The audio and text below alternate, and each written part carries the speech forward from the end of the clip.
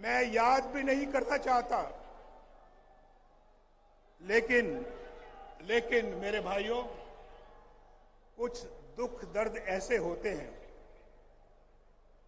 जो इंसान उनको भुला तो नहीं सकता, लेकिन एक तरफ रख सकता है। कुछ दुख दर्द ऐसे होते हैं जो इंसान उनको फरामोश कर सकता है कुछ देर के लिए, लेकिन कुछ दुख दर्द ऐसे होते हैं, कुछ जख्म ऐसे होते हैं जो कभी नहीं भरते, कभी नहीं भरते। आप जानते हैं, ये जो कारोबार है, जिंदगी के अंदर इंसान की कमाई है, माल है, ये चला जाता है फिर आ जाता है अल्लाह के फजलो करम से। लेकिन जो लोग, जो अपने प्यारे इस आप से जुदा हो जाते हैं, वो आपको कभी दोबारा नहीं मिलते, वापस नहीं आते। आज मैं सोच रहा था कि मैं जब भी कभी बाहर से आता था, मेरी वालिदा, मेरी बीवी कुलसूम घर पहुंचता था तो दरवाजे पे खड़ी होती थी मेरा इस्तकबाल करने के लिए। आज मैं जाऊंगा तो वो दोनों नहीं है,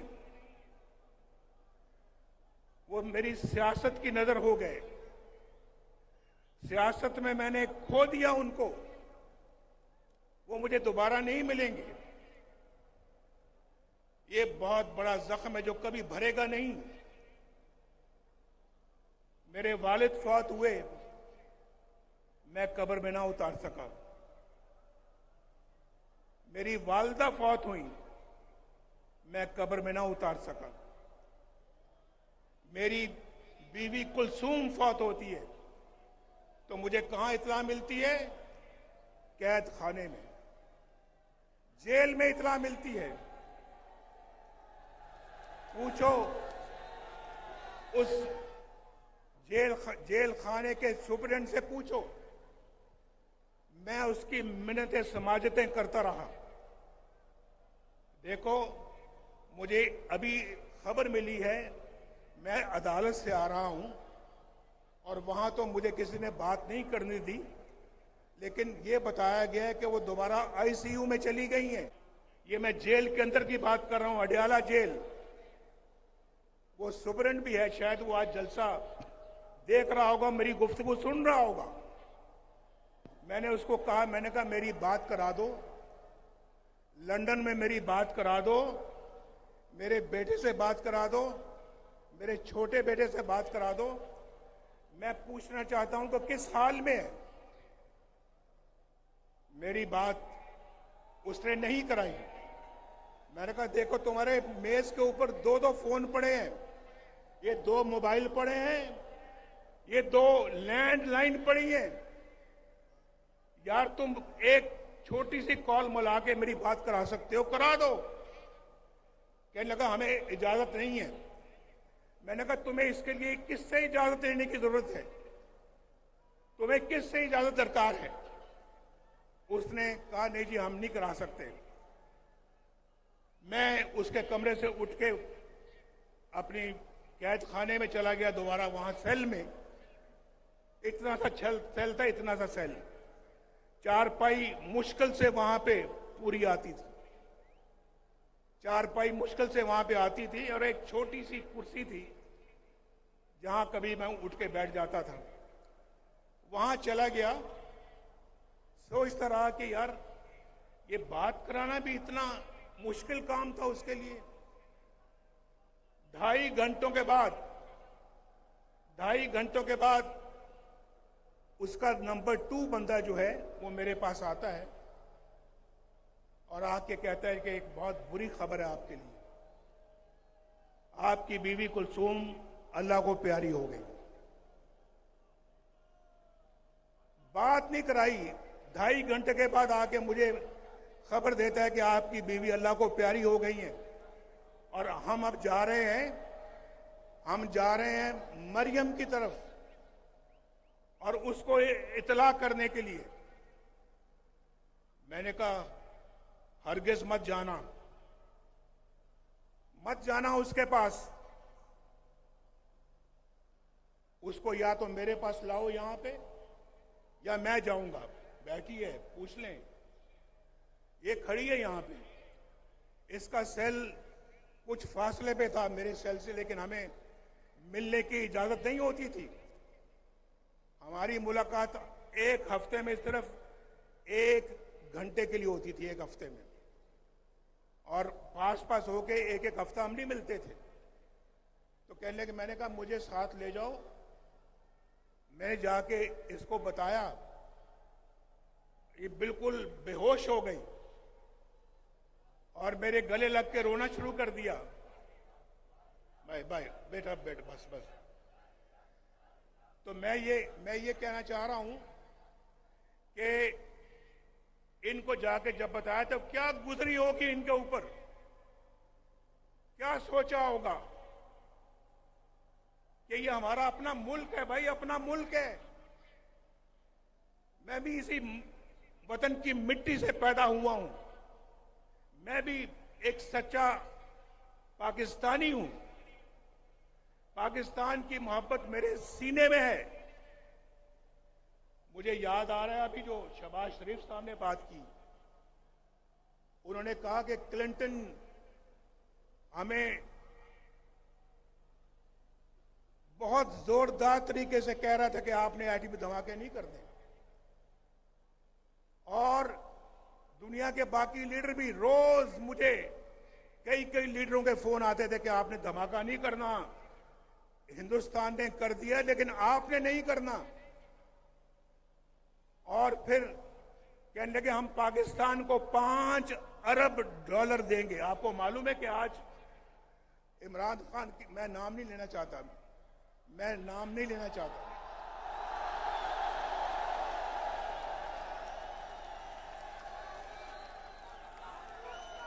मैं नाम नहीं लेना चाहता। मैं वो फर्क मैं मलहूज़े खातिर रखना चाहता हूं जो मेरी ग्रूमिंग, मेरी ट्रेनिंग मुझे सिखाती है। मैं ऐसे माहौल में नहीं पला कि मैं गंदी बातों में टिट फॉर टैट करूं और मैं ईंट का जवाब पत्थर से दूं। मैं ऐसा नहीं करता। ये मुल्क बचा लो अल्लाह के फजल से, अल्लाह के करम से।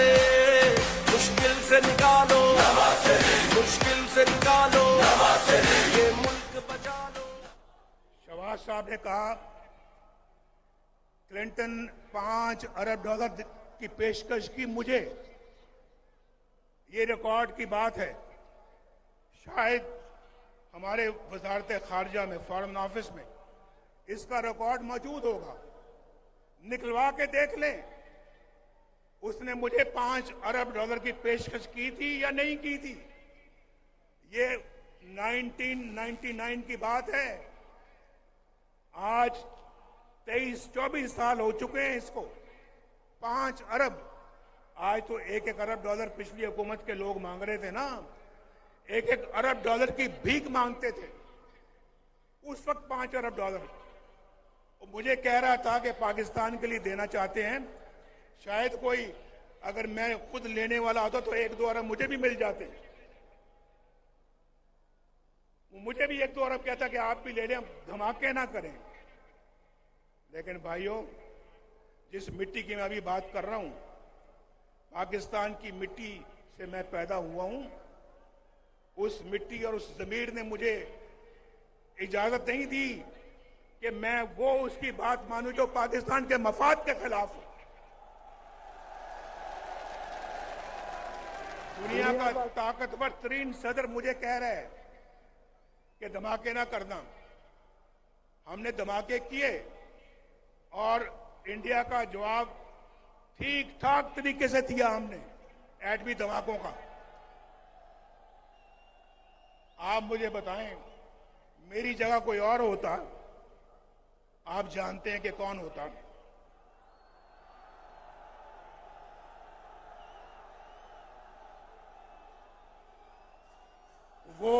अमेरिका के सदर के आगे बोल सकता था? बोल सकता था? तो क्या इसी बात की पर हमें सजा मिलती है? इसी बात के लिए हमारी हुकूमतें तोड़ दी, हमारे खिलाफ फैसले सुनाए जाते हैं। मेरे जमाने में रोटी 4 रुपए की थी, आज कितने रुपए की है? बताओ। आज तो पूरे पाकिस्तान से आप सब लोग आए हुए हो। कोई कोयटा से आया है, कोई चागी से आया है, कोई सिंध से आया है, कोई सूबा केपी से आया है, खैबर से, कोई पंजाब के दूर दराज इलाके से आया है और कोई गिलगित बल्तिस्तान से आया है। ये देखा, बोल पड़े हैं, बोल रहे हैं बीच में। और कोई आजाद कश्मीर से आया है। ये आजाद कश्मीर के झंडे भी मैं देख रहा हूं। आप सबको मेरा खसूसी सलाम है, सलाम। वहां रोटी का क्या रेट है बताओ? रोटी कितने की मिलती है? 20 रुपए की। मेरे जमाने में कितने की थी? 4 रुपए की। इसलिए मुझे निकाला, इसलिए मेरी छुट्टी कराई, इसलिए कि जनाब नवाज शरीफ जो है वो उसने अपने बेटे से तनख्वाह नहीं ली, लिहाजा फारिग वजारत उज़्मा से खारिज कर दिया। ये कहां का फैसला है यार? क्या फैसला है ये?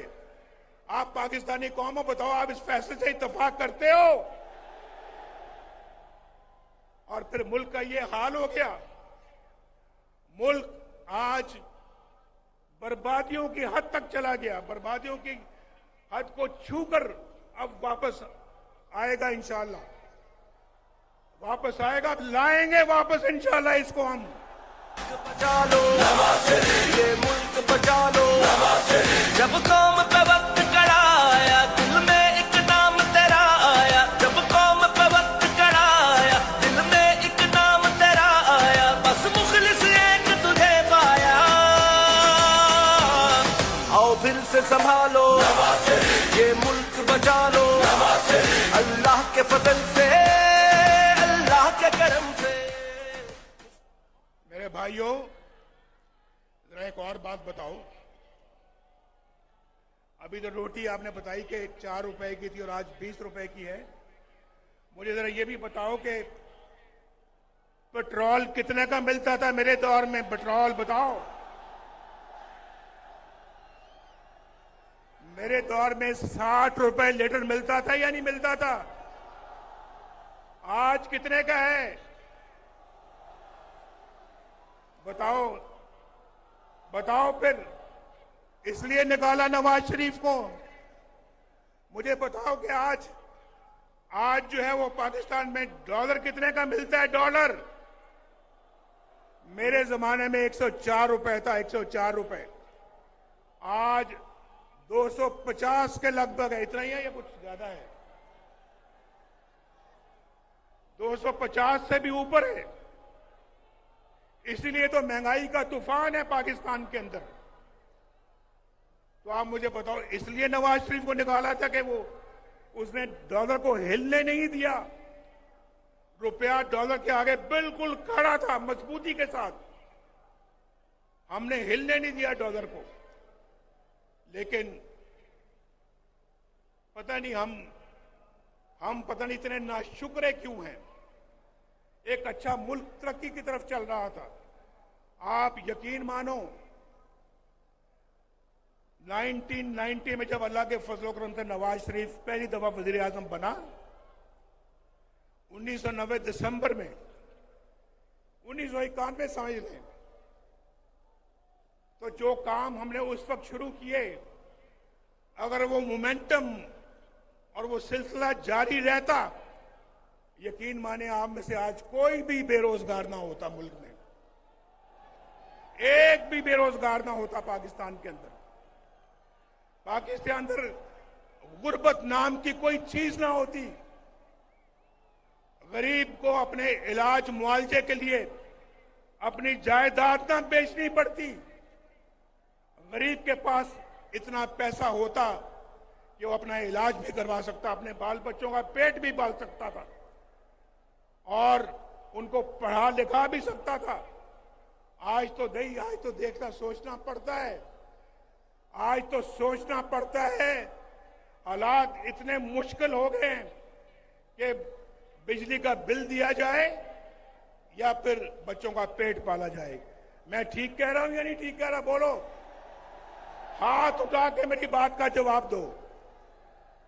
हाथ उठा के मेरी बात का जवाब दो। मैं ठीक कह रहा हूं या गलत कह रहा हूं? बिजली का बिल देना मुश्किल हो गया या नहीं हो गया?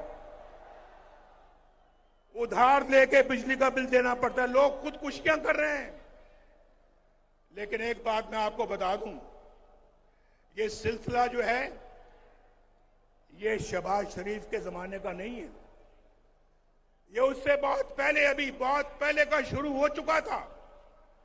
डॉलर कंट्रोल में नहीं आ रहा था, बिजली के बिल महंगे हो रहे थे, रोटी महंगी होती जा रही थी, घी महंगा होता जा रहा था, पेट्रोल महंगा हो रहा था और फिर पाकिस्तान के अंदर डॉलर महंगा होता चला जा रहा था, चीनी महंगी होती चली जा। हमारे जमाने में चीनी 50 रुपए किलो थी, आज कितने की है? मैं तो 50 रुपए पे छोड़ के गया था, आज कितनी है? 200 की है, 250 की है। बताओ कहां 40 रुपए, कहां 250 रुपए? बताओ मुझे भाई, ये नवाज शरीफ को इसलिए निकाला था आपने? और पाकिस्तान ने, आपको मैं बताऊं, पाकिस्तान एशियन टाइगर बनने जा रहा था उस जमाने में। हम तो अपना पाकिस्तान को G20 में ले जाने की तैयारी कर रहे थे। आज दुनिया के बहुत सारे मुल्क G20 हमसे इतनी तेजी के साथ आगे बढ़ गए, जो हमसे बहुत पीछे थे। हमसे बहुत पीछे थे, लेकिन आज हमसे बहुत आगे चले गए हैं। हम बहुत पीछे रह गए हैं। हमने ना सिर्फ उनको पकड़ना है, बल्कि उनसे भी आगे जाना है। ये मुल्क बचा लो, जब कौम पे वक्त कड़ा आया, दिल में एक नाम तेरा आया। जब कौम पे वक्त कड़ा आया, दिल में एक नाम तेरा आया। बस मुखलिस एक तुझे पाया, आओ फिर से संभालो, ये मुल्क बचा लो। अल्लाह के फजल से, अल्लाह के करम से, मुश्किल से निकालो, ये मुल्क बचा लो। मैंने आपको अभी पहले बताया है, आज मैं आपको बताऊं, मैं कई सालों के बाद तकरीर कर रहा हूं। 4 सालों के बाद तकरीर कर रहा हूं, यानी 6 सालों के बाद। 2 साल तो मैं पाकिस्तान में मुकदमे भुगत रहा और मरियम भी मेरे साथ थी। आज 6 सालों के बाद मैं किसी अपने जलसे से खिताब कर रहा हूं और मैं आपको ये बताना चाहता हूं,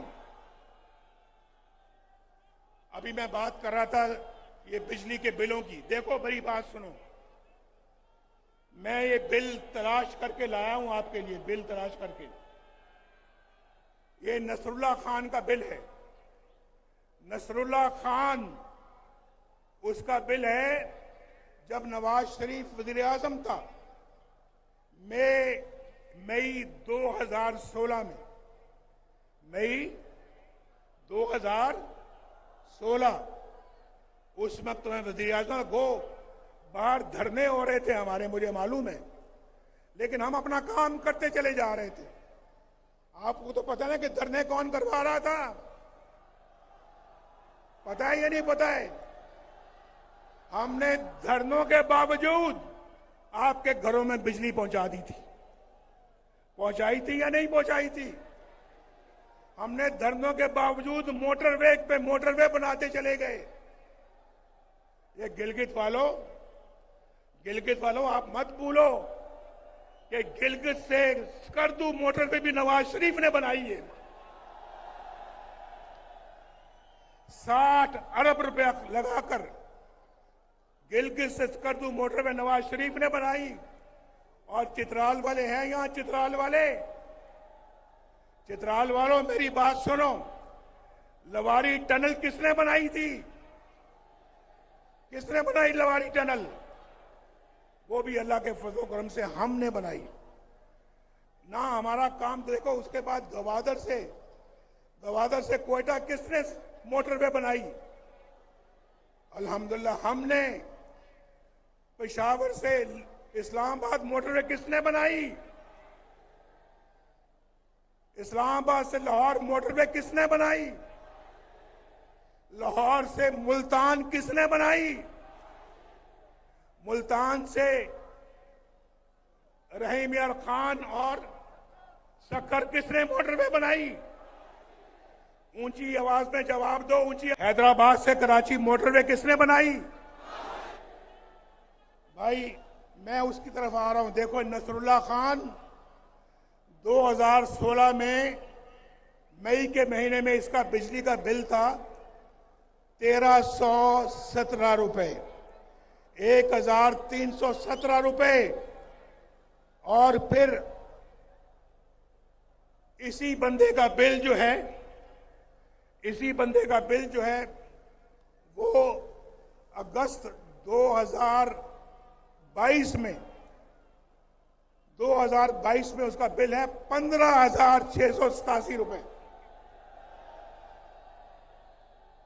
तो बिजली महंगी शहबाज शरीफ ने की थी।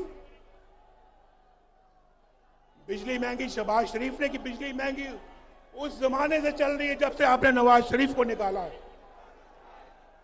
एक और मैं मिसाल देने लगा हूं आपको। सईद अख्तर है। सईद अख्तर कोई गरीब आदमी है।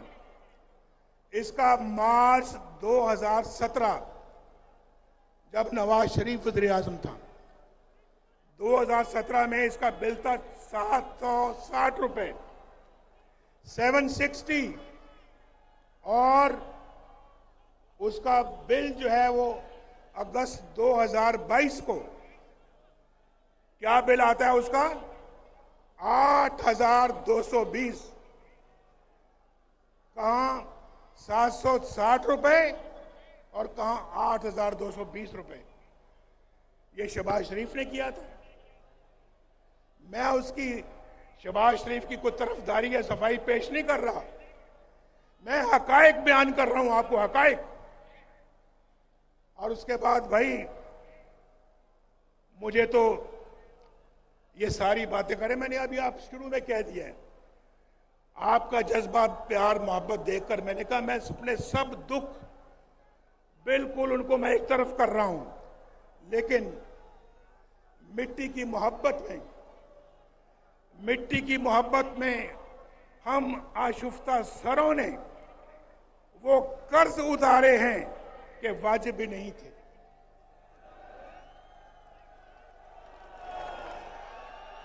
और गालिब